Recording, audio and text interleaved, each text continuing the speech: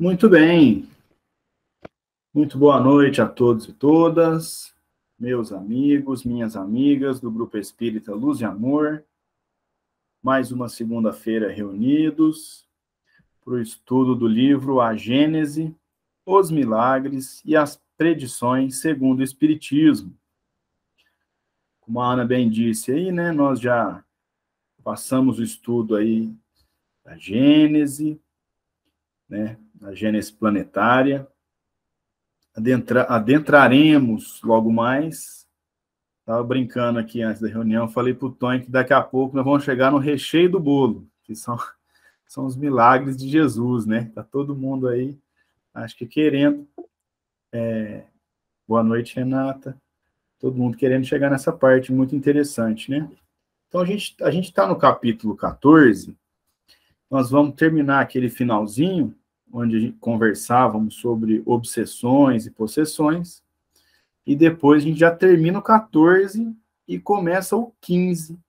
E o 15 já vai estudar aí os milagres, né, os milagres do Evangelho. Então, nós vamos adentrar aí nessas passagens, né, conhecidas como os milagres de Jesus, mas nós vamos estudá-los à luz da razão espírita, né, muito profunda e muito interessante. Nós estamos no item 46. Mas o item 46, nós paramos, faltou o finalzinho dele. Faltou o penúltimo e o último parágrafo. Na minha tradução, ele começa assim: o trabalho se torna mais fácil. Eu vou abrir aqui, vou compartilhar com vocês. É o finalzinho dele. Daqui a pouquinho a gente já entra no 47. Lembrando que nós estamos numa reunião onde não há hierarquia. Então, nós estamos aqui para estudar juntos numa mesa redonda. Então, portanto, fiquem muito à vontade para se manifestarem da maneira e quando quiserem. Então, nós vínhamos falando aí das obsessões, né, das possessões, e falamos aí dos tipos de obsessão, né, demos aquela relembrada lá do Livro dos Espíritos, né, tratamos da fascinação, né, da subjugação, da obsessão simples, né? Obsessão simples, fascinação, subjugação. Falamos também da possessão, que é aquela possessão parcial, que Kardec trata na Revista Espírita, né? Que é aquele domínio da vontade, né? Por um instante, né? Que a gente até comentou que Kardec muda de opinião, demonstrando humildade aliada à sabedoria do trabalho que realizava, né? Então, vamos lá, ó. O trabalho se torna mais fácil. Bom, então a gente fala de obsessão, né? Então, só para dar uma pescadinha aqui rapidinho, que é aquele trabalho duplo, né? Que é aquele trabalho que a gente pode fazer, que é o que as casas espíritas fazem, né? Que é aquele auxílio, porque quando a gente tem uma obsessão, nós temos, no mínimo, duas pessoas envolvidas, o obsessor e o obsediado. E se eles estão ligados, é porque há um canal entre eles. E a gente falou da importância da gente não abrir canais, né, de ódio, de inveja, de essas coisas que a gente sabe que é errado. A gente toma cuidado para não abrir esses canais. E para desfazer um canal desse, uma obsessão dessa, muitas vezes, na obsessão simples, o simples ato de vontade do obsidiado, né, aquela prece mais profunda, aquela vontade de mudar, se é suficiente para essa obsessão simples. No caso da subjugação, já é mais complicado, né? E da possessão. Então, é necessário um trabalho, né, um pouco maior para se convencer o espírito obsessor a seguir seu caminho, né, buscar a felicidade, longe do mal, né, longe da agressividade, e também um trabalho com o obsidiado, para que ele melhore os pensamentos, melhore as práticas, né, a reforma íntima tanto trabalhada no espiritismo. No caso da fascinação, né, aquela pessoa que está com antolho, né, com aquela visão limitada, ela está fascinada por algo, e aí ela dificilmente escuta a opinião dos próximos, né, das pessoas mais próximas. Então, também é um trabalho um pouquinho mais profundo a se fazer. Só para dar uma relembradinha. Agora vamos ao texto. O trabalho se torna mais fácil quando o obsidiado, compreendendo a sua situação, para ele concorre com a vontade e a prece, né? Então, se uma pessoa está sofrendo obsessão, fica muito mais fácil quando ela entende isso, né? Então, ela compreende a situação e quer melhorar, e faz prece, né? E busca o auxílio, né? Busca a elevação. Isso facilita o trabalho. Outro tanto não sucede quando, seduzido pelo espírito que o domina, se ilude com relação às qualidades deste último e se compraz no erro a que é conduzido. Porque, então, longe de assecundar, né, ou seja, longe de ajudar, o obsidiado repele toda a assistência. É o caso da fascinação, infinitamente mais rebelde, sempre, do que a vontade mais violenta da subjugação. Algumas vezes eu falei sobre fascinação no Cohen, eu gostava de dar o exemplo do adolescente apaixonado, que fica todo escuro, ele só vê o amor na frente dele, né? Tá apaixonadão, então ele tá fascinado, ele não vê mais nada, né? Mas assim, é uma brincadeira, lógico, né? Aqui na fascinação, o obsidiado fica fascinado pelo obsessor. Então a pessoa vai dar um auxílio, fala, olha, vai dar um conselho, ela fala, não, você não está vendo o que eu estou vendo, né? Então, muitas vezes, daí o cuidado que nós temos que ter, acontece com muitos médiuns que acreditam, que estão dando passividade para Jesus, né, para Chico Xavier, para grandes nomes, e ele está tão fascinado com aquilo que ele perde o básico do ser humano, que é a razão. Ele perde o raciocínio, ele não escuta, ele não está vendo nada, porque ele está fascinado com aquilo, né? Vocês veem aquelas pessoas que estão lá no jogo de futebol, está fascinado com o time. Ele perde a razão, ele faz besteira, porque está fascinado, a emoção tomou conta total, está apaixonado pelo time de futebol dele. Aqui é um caso muito mais grave. O obsessor está prejudicando aquela pessoa, só que ela está num processo de fascinação que ela se compraz com o erro, né? Como Kardec utilizou aqui. E aí é muito mais difícil auxiliá-lo, porque ele não está ouvindo quem está de fora tentando ajudá-lo, né? Então é um trabalho mais complicado de se fazer. Depois Kardec conclui esse item dizendo o seguinte: em todos os casos de obsessão, a prece, eu acho que alguém falou isso semana passada, a prece é o mais poderoso meio de que se dispõe para demover de seus propósitos maléficos o obsessor. Então, num caso de obsessão, a ferramenta mais potente que nós temos, enquanto auxiliadores e enquanto obsidiados, porque isso pode acontecer conosco também, como nós vimos, a prece é o mais poderoso meio.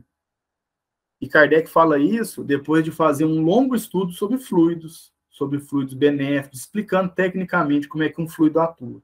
Então, agora nós temos um pouquinho mais de conhecimento para entender por que a prece é tão importante, porque ela modifica o fluido que a pessoa está envolta, ela auxilia na vibração, e a pessoa consegue ter uma saúde mental, física e espiritual muito melhor. E assim ela vai estar mais disposta, ela vai estar mais forte e vai conseguir, ou vai pelo menos ter a chance maior de perceber o que está acontecendo, né, quando for o caso, e também de se levantar dessa dificuldade que é a obsessão, né? Quem trabalha aí com desobsessão sabe o que um obsidiado passa, né? O sofrimento, a dificuldade de raciocinar, de se relacionar com o próximo, né? E de ficar a joguete do obsessor. Item 47. Na obsessão, o espírito atua exteriormente com a ajuda do seu perispírito, que ele identifica como o do encarnado, ficando este, afinal, enlaçado por uma como teia e constrangido a proceder contra a sua vontade. Então, vocês lembram que a gente falava ali, né? Que o espírito obsessor, ele não entra no corpo do obsidiado, né? Como aparece nos filmes de terror aí, né? Sai daí dentro, sai daí de dentro. Não é assim. Ele está próximo. E o que acontece? Há um enlace dos perispíritos, porque a comunicação de desencarnado com encarnado se dá pelo perispírito, que a gente também estudou, que o perispírito, por ser uma matéria bem rarefeita, ela consegue conduzir, ela consegue estar nesses dois planos, né? Plano material e plano espiritual. Então, é ali que forma um enlace e que consegue atuar na vontade do obsidiado. É assim que o obsessor consegue fazer isso. Kardec continua. Na possessão, em vez de agir exteriormente, o espírito atuante se substitui, por assim dizer, ao espírito encarnado. Toma-lhe o corpo para domicílio, sem que este, no entanto, seja abandonado pelo seu dono, pois que isso só se pode dar pela morte. Então, aqui na possessão, Kardec está explicando que o obsessor toma o corpo do obsidiado, né? E ele coloca assim, ó, o espírito atuante se substitui, por assim dizer, ao espírito encarnado. Então, isso não é literalidade, é forma de explicar, né? Então, por assim dizer, toma o corpo do encarnado. E aqui ele vai fazer aquela explicação que a gente tinha falado na semana passada. Ó. A possessão, conseguintemente, é sempre temporária e intermitente, porque um espírito desencarnado não pode tomar definitivamente o lugar de um encarnado, pela razão de que a união molecular do perispírito e do corpo só se pode operar no momento da concepção. Então, o meu corpo, que vocês estão vendo aí, meu corpo, ele só tem um espírito que pode tomar conta desse corpo, que sou eu. E quando que deu essa conexão? Na concepção. Na concepção houve um enlace daquele embrião e comigo, eu, Caio, né, que nem chamava Caio ainda, o espírito. Na possessão, temporariamente, o espírito toma o corpo do obsidiado. Mas isso é temporário. Porque se ele tomasse de forma perpétua, o que aconteceria com o corpo? Morreria. Porque esse corpo não terá vida mais quando eu, Caio, me desligar dele. É isso que Kardec está falando aqui. Vale relembrar que no livro dos médiuns, Kardec considerava que não era possível possessão. E depois, numa revista espírita, não me lembro agora o ano, Kardec fala que mudou de ideia e entende que existe uma possessão temporária, né? Então, durante um determinado prazo, um tempo, pode acontecer essa possessão, em que a pessoa perde totalmente a vontade, ela não consegue exprimir vontade nenhuma no corpo dela. Porque percebam que em todas as outras formas de obsessão, há vontade do obsidiado. Na simples, né, muito mais fácil de entender. Você continua com a sua vontade normal e às vezes recebe ideias e tal. Na subjugação também. Você está sofrendo, você está errando, mas há vontade sua. Na fascinação, você está fascinado por erro seu. Você quer acreditar naquele espírito, você está fascinado por ele. Na possessão, por um período de tempo, a sua vontade fica viciada. Daí aquele exemplo que eu citei também na Revista Espírita, em que o obsidiado ajoelhava nas ruas, né, e declarava amor a diversas mulheres casadas, porque o espírito estava humilhando o obsidiado. Então ele perdia a vontade. E eu me lembro que na Revista Espírita também fala que nos momentos, né, de lucidez, nos momentos que ele voltava, que ele estava sem aquela influência tão grande na vontade, ele dizia: eu estou passando vergonha, eu não quero passar por aquilo, né? Mas mesmo assim, por estar em processo de obsessão intermitente, às vezes, por um período de tempo, a vontade dele estava totalmente viciada.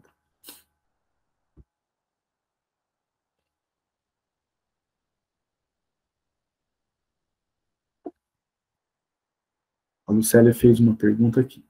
Então, a possessão é quando o perispírito é entrelaçado pelo outro perispírito. Lucélia, sinceramente, eu não sei te responder. Não sei se há um entrelaçamento total de um perispírito no outro. Não sei. Se alguém souber ou tiver alguma opinião, pode ficar à vontade. Acho que é a opinião que eu vou falar. Porque, assim, nunca li sobre isso, que o perispírito estaria entrelaçado no outro. Porque é via mental mesmo, né? Mas o espírito do encarnado, talvez até por compromisso com o outro, está tão, assim, afeito naquela sintonia que ele fica refém do outro. Mas, assim, eu não sei se precisa do perispírito ficar entrelaçado, mas é um palpite, viu? Eu acredito que haja um entrelaçamento fluídico. Pode ser, é a opinião também. Mas esse entrelaçamento seria fluídico, né? E não assim, propriamente um entrelaçamento ali físico, não. É pelo pensamento, né? Pelo pensamento.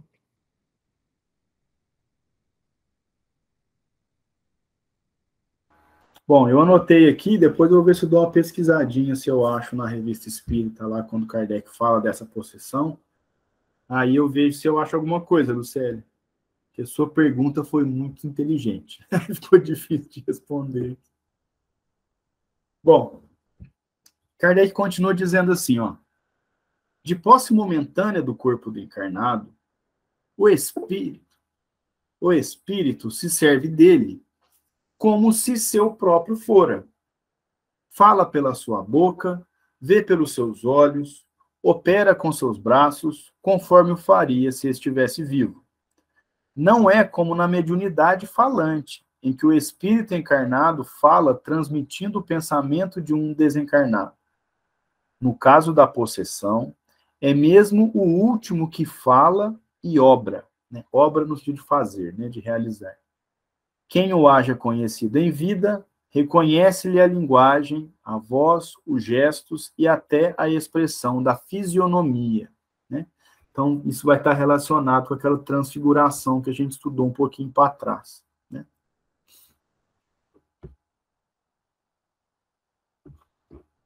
Item 48. Na obsessão, há sempre um espírito malfeitor.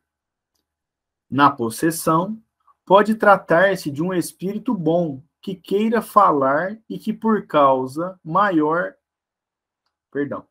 Na possessão, pode tratar-se de um espírito bom que queira falar e que, para causar maior impressão nos ouvintes, toma o corpo de um encarnado que voluntariamente lhe o empresta, como emprestaria seu fato a outro encarnado.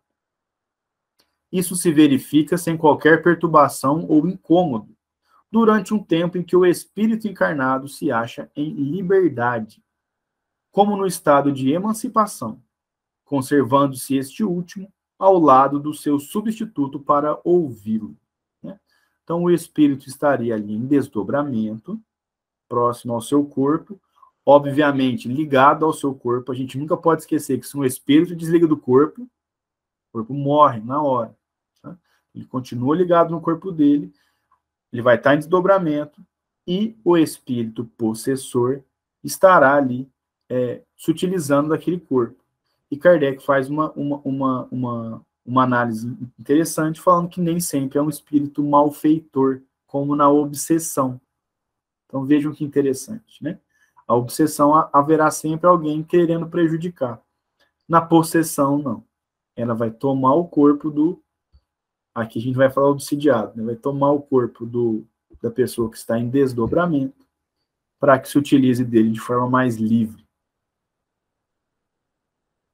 Quando é mal o espírito possessor, então vejam, a possessão, ela pode ter um espírito benfeitor e um espírito malfeitor. Pode ter as duas formas, né? Kardec não está falando que toda possessão não é obsessão, né? Tanto é que ele vai dar o exemplo agora. Quando é mal o espírito possessor, as coisas se passam de outro modo.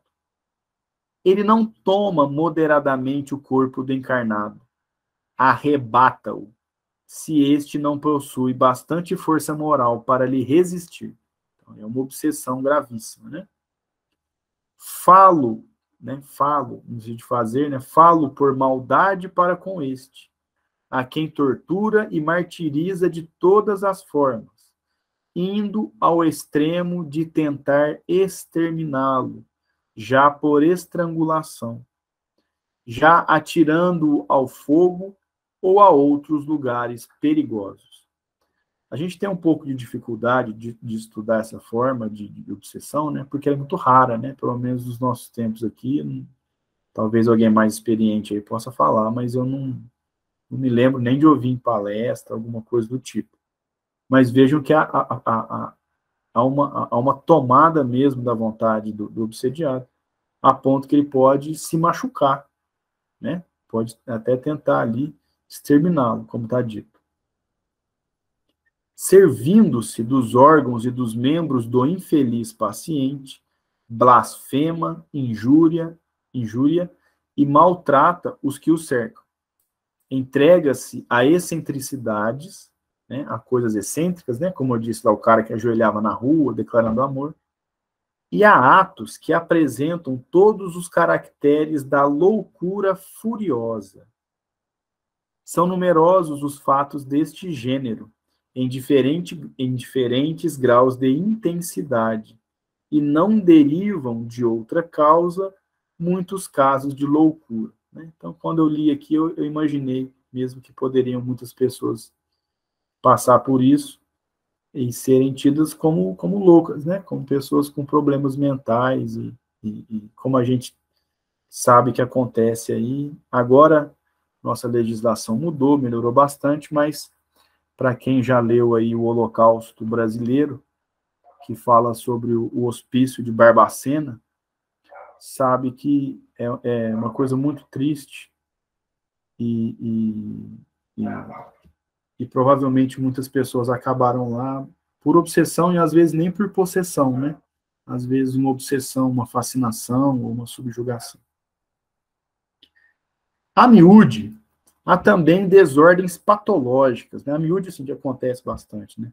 A miúde, há também desordens patológicas, que são meras consequências e contra as quais nada adiantam os tratamentos médicos, enquanto subsiste a causa originária. Então, também há desordens patológicas, as pessoas ficam doentes. Né? Por quê? No estudo dos fluidos, a gente viu que o fluido perispiritual, ele tem efeito no corpo físico. A gente sabe disso, né? A gente, às vezes, todo mundo na vida tem processos de depressão, ou de uma tristeza profunda, né? Ou de uma obsessão. E a gente sabe que, às vezes, a gente está assim, faz um check-up no laboratório e está tudo redondinho. Mas a nossa vibração está muito baixa. E o nosso corpo afeta, né? O nosso olhar afeta, a forma como a gente lida com a vida afeta, e aí a gente pode desenvolver doenças, né? Tanto que, cada vez mais a medicina, os médicos têm indicado tratamentos assim, ó, tira umas férias, pega uma leitura gostosa, vai assistir um filme bobinho, né? Para que a gente dê uma amenizadinha nos pensamentos aí, principalmente quando está com um pensamento muito negativo, porque eles têm efeito físico, e hoje em dia a gente já sabe disso de forma mais abrangente. E aqui também acho muito interessante ele falar que muitos tratamentos médicos não adiantam, né? E a gente vê mesmo, né? Muitas pessoas tomando um caminhão de remédio, né? Vivem dopadas e às vezes não encontram a cura, e às vezes numa religião ou num determinado meio em que ela se acalma, né? Essas pessoas que buscam a meditação, né? Que buscam esses lugares que acalmam o espírito, a pessoa larga os remédios e aí está curado, né? Sem precisar tomar esse mundaréu de remédio aí, né? Que hoje em dia está cada vez aumentando mais. E que às vezes é necessário, viu? Pelo amor de Deus, viu, gente? Isso aí a gente sabe que muitas vezes é necessário. Bom, dando a conhecer essa fonte de onde provém uma parte das misérias humanas, o Espiritismo indica o remédio a ser aplicado. Qual que é o remédio a ser aplicado? Atuar sobre o autor do mal, que, sendo um ser inteligente, deve ser tratado por meio da inteligência. E é isso que a gente faz aí lá nos cômodos do Luz e Amor. É exatamente isso. Ora, tem um espírito inteligente agindo sobre uma pessoa. Não adianta você bater na pessoa, dar banho disso, daquilo. Você tem que atuar na causa inteligente. Você vai na causa inteligente, é o que a gente faz no socorro, na desobsessão. E o dialogador, o doutrinador, vai conversar com ele e vai mostrar, não vai forçar ele, né, amarrar, nada disso. Né? O que ele vai fazer? Agora eu lembrei de um fato que a Cleusa contou para a gente, que ela tinha uma dor no braço, e aquilo, mas doía, não melhorava. Ela falava que não podia levantar o braço. Aí ela foi ao médico, aí eu falou para ela que aquilo não tinha cura. Ela ia ficar o resto da vida. Aí ela falou, não, doutor, eu não vou ficar, vou sarar. Falou assim, como você vai sarar? Isso aí não tem cura, não. Aí ela falou que ela tem muita fé, muita fé. Aí ela rezou e pediu, e ela sonhou que ele estava mexendo no braço dela, abriu, e depois ele falou assim, ó, aí você vai guardar repouso uns 3 dias, você não mexe com esse braço. E ela falou que ela ficou de repouso, ela falou que a dor desapareceu, ela não tem dor, ela levanta o braço, mas é a fé dela. Ela falou que o filho dela fala, mãe, reza pra gente, que a senhora tem muita fé, mãe. Ela falou que é uma beleza. Aí ela reza, sabe? É muita fé. Então, a gente tem que ter fé em Deus e confiar, né? Porque às vezes a gente pede, mas nem confia, fala, não vai adiantar, não vou sarar. Aí fica aí, né? Sentindo dor. É só isso. Obrigada. É isso aí, dona Honória. E é fé somada a bons pensamentos. Porque é a fé que move montanhas, né? No sentido figurado, claro. É a fé que vai fazer a pessoa vibrar positivamente, que vai transmitir bons fluidos, e ela tem esse poder justamente que a senhora narrou aí, que atua sobre o nosso físico, né? Às vezes a gente fala assim, nossa, quando a pessoa está vibrando positivamente, ela fica até mais bonita. O cabelo é o mesmo, o corte de cabelo, a barba, tudo é igual. Mas a pessoa fica mais bonita, porque ela está radiante. E essa radiação de boas vibrações, ela é benéfica fisicamente, inclusive, né? E é isso aí. Aqui tem uma nota, né, que fala justamente desse tratamento, né, quando a gente fala de tratar o ser inteligente, é quando a gente vai dialogar lá com o obsessor e vai mostrar para ele racionalmente, que aquela obsessão não precisa parar, que não vai levar a lugar nenhum. É assim que a gente faz, né? A gente não tem um rito, né, que às vezes fica muito preso nos filmes, né, quem não conhece, acha que existe um rito para uma desobsessão, que vai pôr uma roupa assim, vai pegar um objeto assado. A questão é inteligência para inteligência. É a pessoa inteligente, movida da boa vontade, conversar com o obsessor para que ele seja encaminhado. Obviamente, contamos com uma estrutura enorme do lado de lá, né? Seria muita pretensão achar que a gente vai lá e faz sozinho. Nós temos toda uma preparação do lado de lá, no plano espiritual, né? Mas a atuação é justamente como Kardec falou, inteligência a inteligência. E aí ele dá alguns casos, né, de curas de obsessões e possessões da Revista Espírita, de 1863. 64, 65, 68. Quem tiver curiosidade, vale a pena dar uma lida lá. A Lucélia fez uma colocação aqui. Ela disse, a fé tem que ser alicerçada no conhecimento e não em dogmas. Perfeito, né? Porque o dogma afasta o raciocínio, afasta a razão, né? Então, a gente não vai ter a fé, por quê? Porque tem que ter, porque mandaram ter. A gente vai ter a fé porque a gente entende e a gente busca isso. Então, ela é alicerçada aí na razão e na boa vontade, né? Não adianta rezar para coisa ruim que não funciona. Fica à vontade, Verinha, pode falar. Então, eu acredito que nesse caso que a dona Honória nos contou, essa mulher, ela é uma médium de cura, né?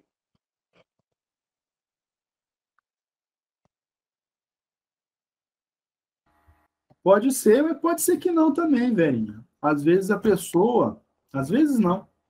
Quando a gente está doente, a nossa vibração modifica o nosso físico, né? Pode ser que ela seja, né? Eu não conheço ela. Mas eu acredito também que as pessoas, mesmo sem essa mediunidade, têm esse potencial, porque, primeiro, assim, é difícil analisar, porque a gente não sabe o que era essa dor, né? Mas veja. Ela é médica de cura mesmo. Ela no Luz de Amor, na nossa reunião que a gente tinha, ela dava paz nas pessoas. Ela é curadora mesmo, mas ela é de muita fé mesmo. Ela falou que o marido dela caiu e ficou desmaiado, ela ficou rezando, e voltou, e já ficou bem. Ela falou assim, gente, ó, eu tenho uma fé, nossa, a fé dela transporta um montão mesmo, sabe? Maravilhosa. Ah, não, então tá. Mas beleza. Eu só quis dizer o seguinte, que às vezes os nossos problemas, né, a gente mesmo consegue, lógico que depende do problema, da situação, pelo nosso pensamento e pela nossa vibração, a gente consegue melhorar o nosso corpo físico também, né? Então, assim, às vezes a gente não sabe a causa, mas às vezes tem uma obsessão envolvida ali, e quando a gente reza, né, e pensa bem, a gente melhora. Às vezes a gente está desalinhado, nosso corpo está todo desalinhado, nós estamos com pensamento ruim, e isso faz com que a gente melhore também. Foi nesse sentido que eu quis dizer. Tá? Bom, item 49. São as mais das vezes individuais a obsessão e a possessão. Né? Então, geralmente é assim que a gente vê, né? Elas são individuais, no sentido de... São dois, né? O obsessor e o obsidiado, mas Kardec está falando aqui só de um lado só, né? E aí ele fala, ó, mas não raro são epidêmicas, quando sobre uma localidade se lança uma revoada de maus espíritos. É como se uma tropa de inimigos a invadisse. Pode então ser muito considerável o número dos indivíduos atacados. É que Kardec está falando o seguinte, então. Pode acontecer de uma determinada localidade, numa cidade, num bairro, numa aldeia, numa casa, né, haver ali vários obsidiados e vários obsessores. E aí que ele fala que não raro são epidêmias, né, no sentido de coletivo, né. E aí dá um exemplo aqui. Foi exatamente desse gênero a epidemia que faz alguns anos atacou a aldeia de Morzine, na Saboia. Veja-se o relato completo dessa epidemia na Revista Espírita de dezembro de 1862. Então, isso pode acontecer também, né?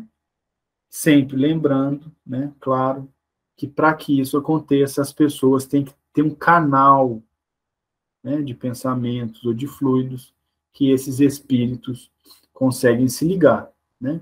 Então, no estudo, quando a gente mais estuda a questão da obsessão, mais a gente tem que se preocupar com os nossos pensamentos, com as nossas atitudes, né? E toda vez que a gente tiver em dúvida, pensar se a nossa manifestação, se a nossa fala, se o nosso pensamento está sendo pacífico, está sendo amoroso, está respeitando a individualidade de cada um, né? É mais ou menos por aí. Bom,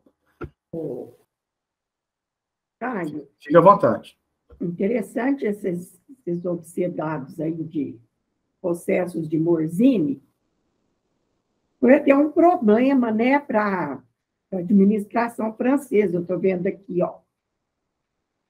As autoridades francesas proibiram a prática do exorcismo, tido como superstição. E começou com duas jovens, né? Começaram a dar convulsão e esse estado tomou conta da cidade. E tornou-se um problema ali logo após a Revolução francesa, o materialismo tomando conta. Então, foi um problema muito sério. Até a administração entrou no meio aí. Olha que coisa, né? Interessante mesmo. E também nós estudamos lá com o Mário os processos de Morzine, né, Marlene? Você lembra? Me lembro sim, Ana. Lembro sim. Muito interessante mesmo.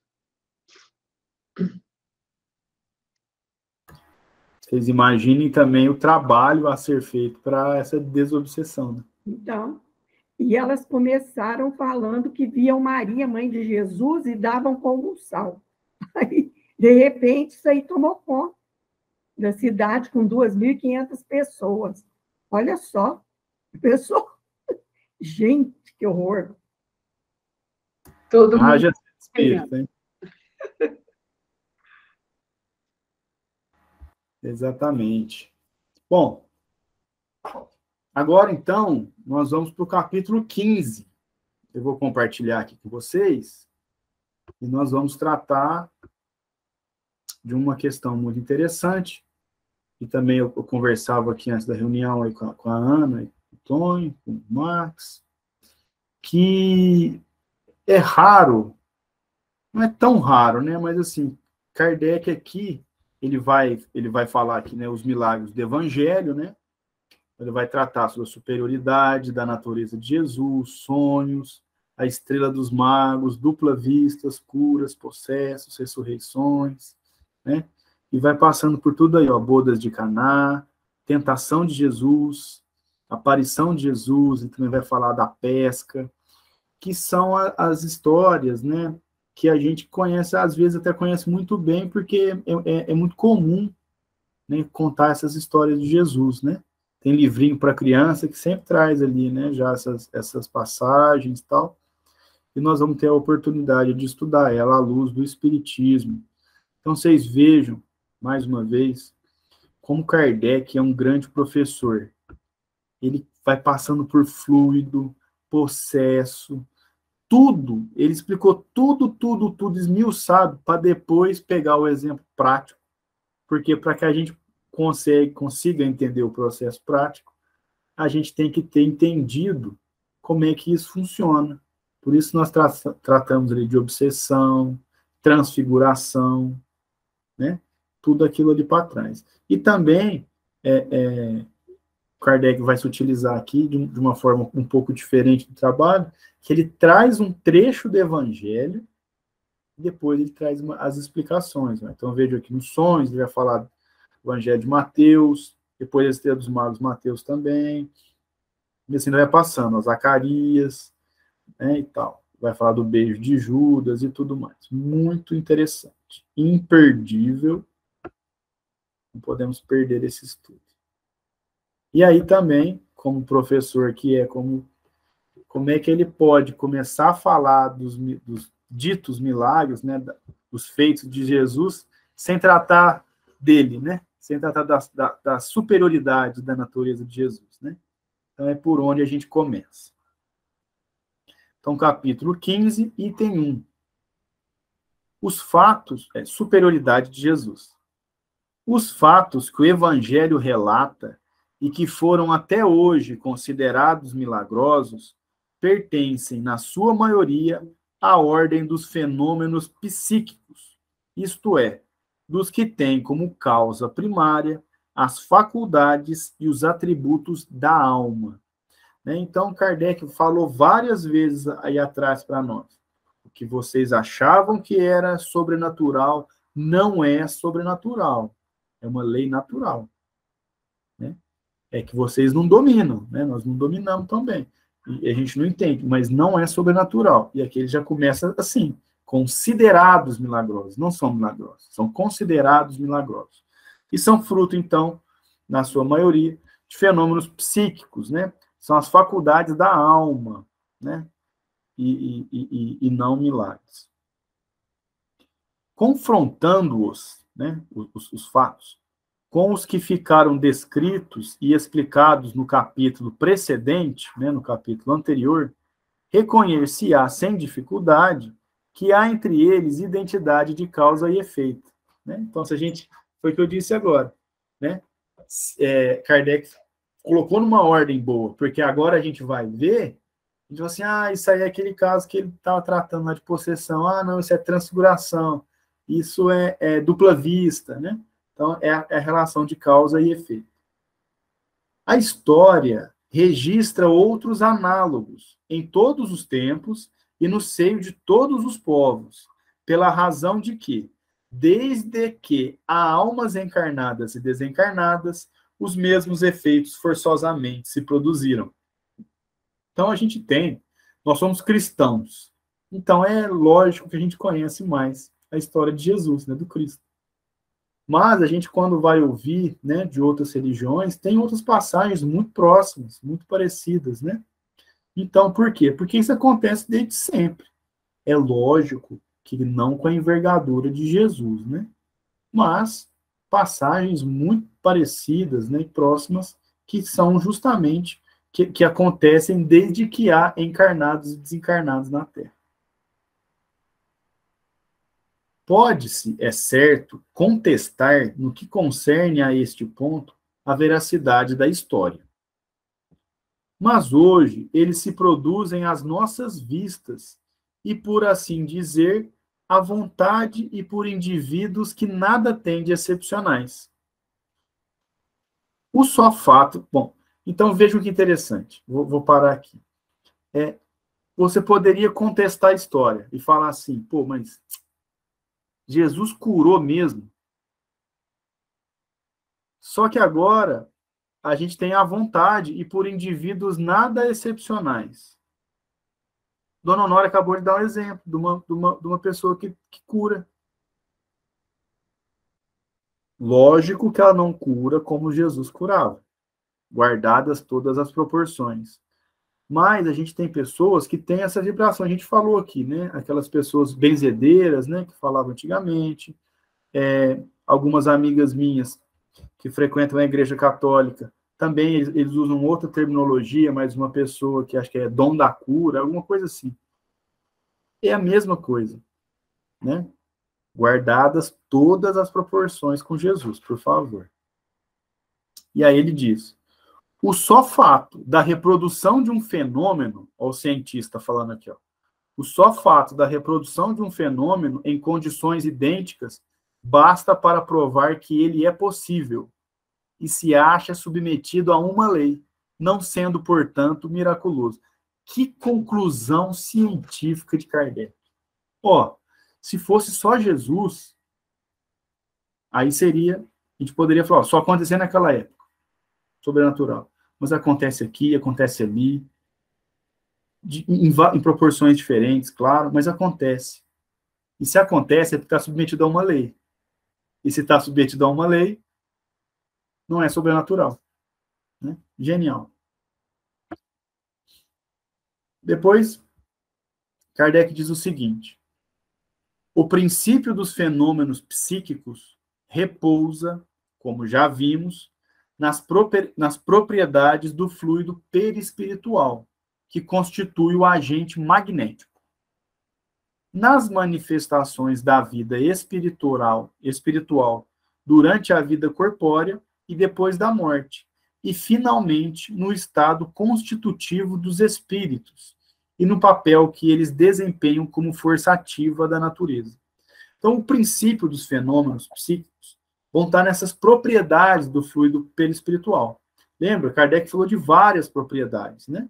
Falou que até que ela é infinita, porque ela mistura com outras, né?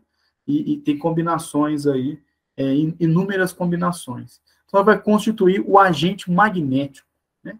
Então, essas manifestações, elas acontecem durante a vida, ela acontece depois da morte, porque é fluídica, é fluido que ele está tratando aqui. Né?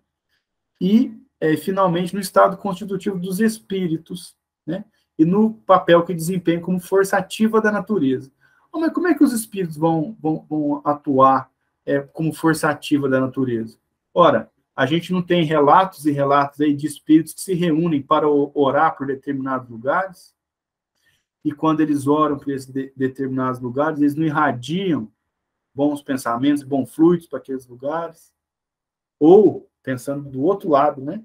Como o Kardec acabou de falar aqui para nós, ó, de obsessão coletiva, os espíritos vieram aqui, né? Foram num lugar lá e derramaram aquele fluido pesado e também tem ação.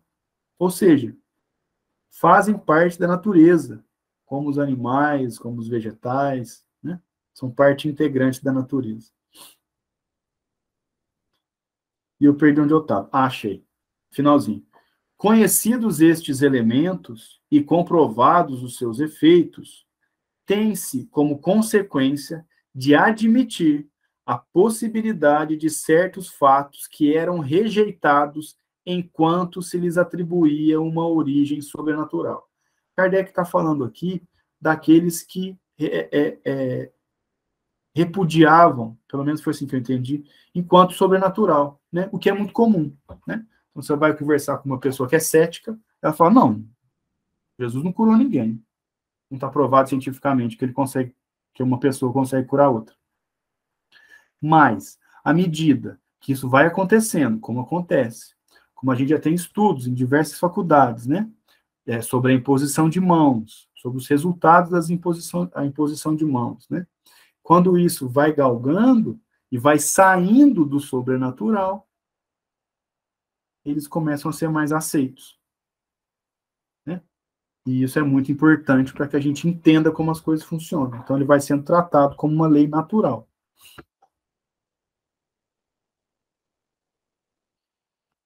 Eu vou começar o item 2.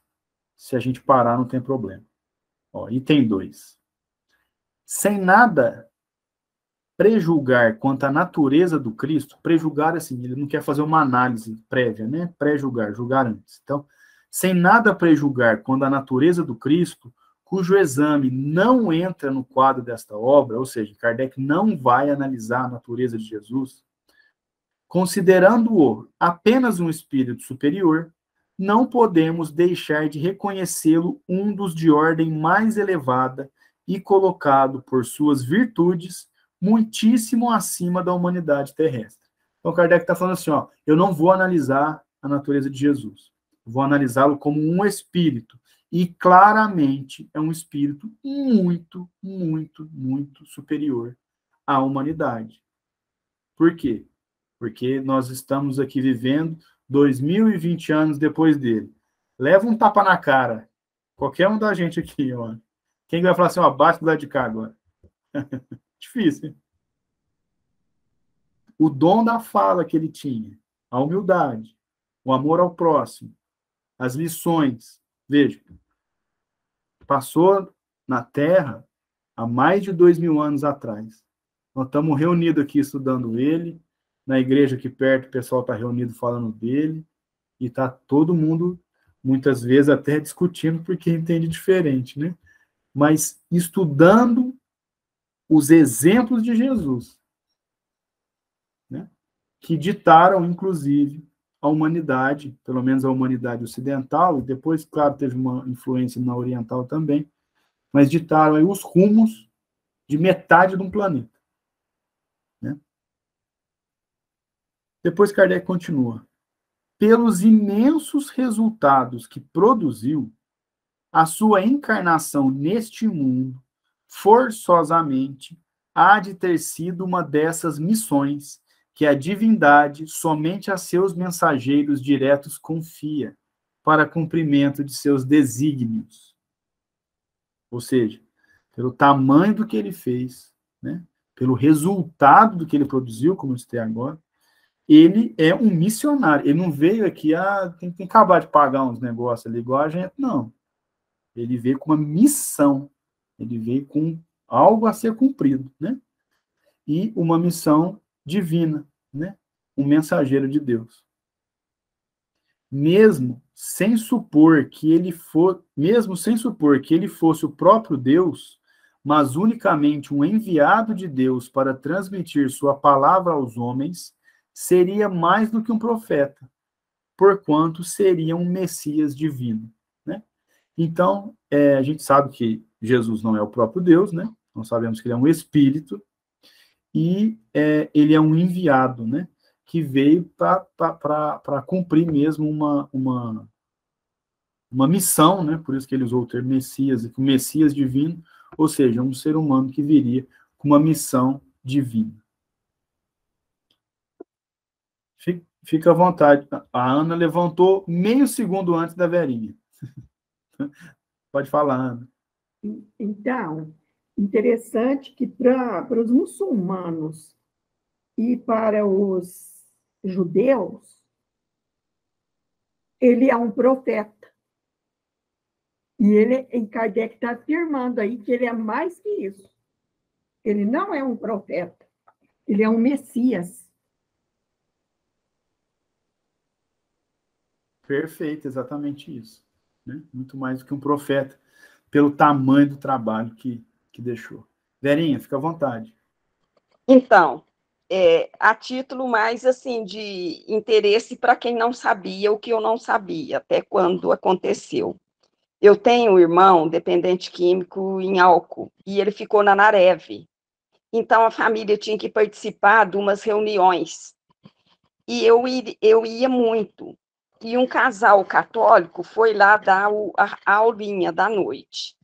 E eu não sabia que, na época de Jesus, havia o problema de crucificar as pessoas erradas. Eu aprendi lá. Nenhum lugar que eu tinha estudado, que eu fui católica há muito tempo, e o Espiritismo não tinha me explicado isso. Então, a gente está sempre aprendendo, nunca é desperdiçado aquilo que a gente está. Achei muito legal, porque eu falava, como assim, né? Mas acontece que existia essa punição naquela época. É isso que eu queria. Exatamente, Verinha. Por isso que a gente não tem que se privar de nada. Nós temos que ter senso crítico, né? Ouvir, tomar o nosso raciocínio, né? Sem ouvir, fechar os ouvidos para ninguém. E realmente era uma prática da época as pessoas condenadas serem crucificadas, né?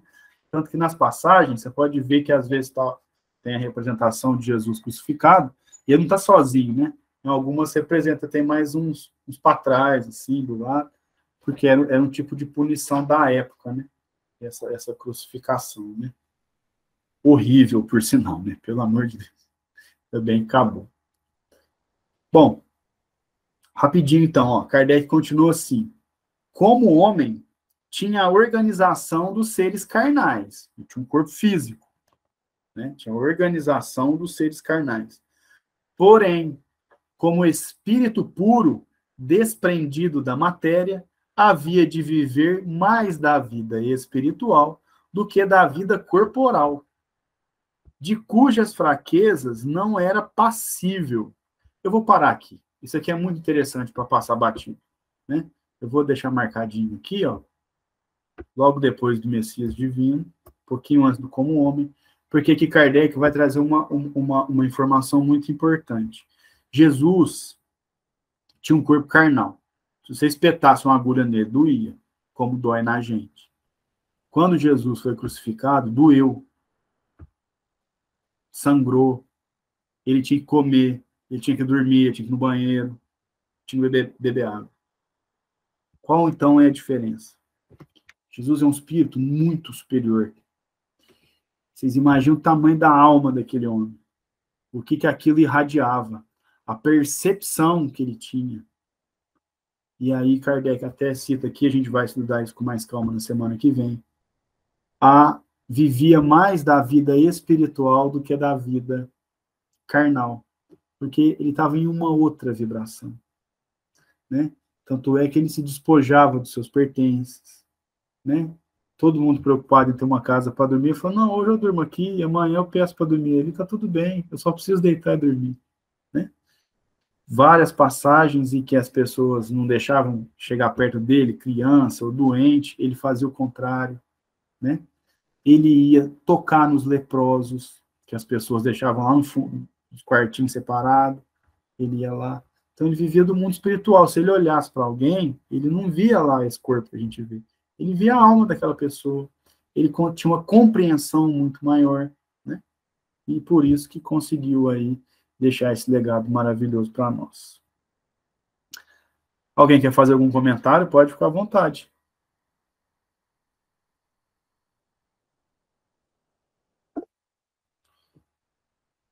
imagina tem se revestido de um corpo carnal. Não deve ter sido fácil, Lucélio. Acredito que deve ter sido um processo longo, né? Quanto amor, porque realmente já ter passado por planetas muito superiores à Terra, né? Vir aqui, né? Ter que lidar com tanta violência, né? Tanta humanidade pequena, né? Realmente é um ato de amor. Até estava conversando com um amigo espírita outro dia, e ele falou assim: nossa, diz que tem espírito que pode ir embora e fica na Terra, né? Quer ficar aqui para ajudar e tal. A primeira oportunidade que eu tiver, eu vou. Eu não volto, não. Falou brincando, né? Esse é o Bezerra. O Bezerra pediu para Jesus, né? Aí, ó. Tem a Alcione também, que a gente sabe, né? Exatamente. Tiveram a oportunidade de ir para lugares mais pacíficos, mais, né? Lugares melhores. Mas a bondade é tão grande, fala, não, eu vou aguentar mais um pouco, que esse povo tá precisando. E aí fica aqui para ajudar a gente. Muito bem. Então, meus amigos, por hoje é só.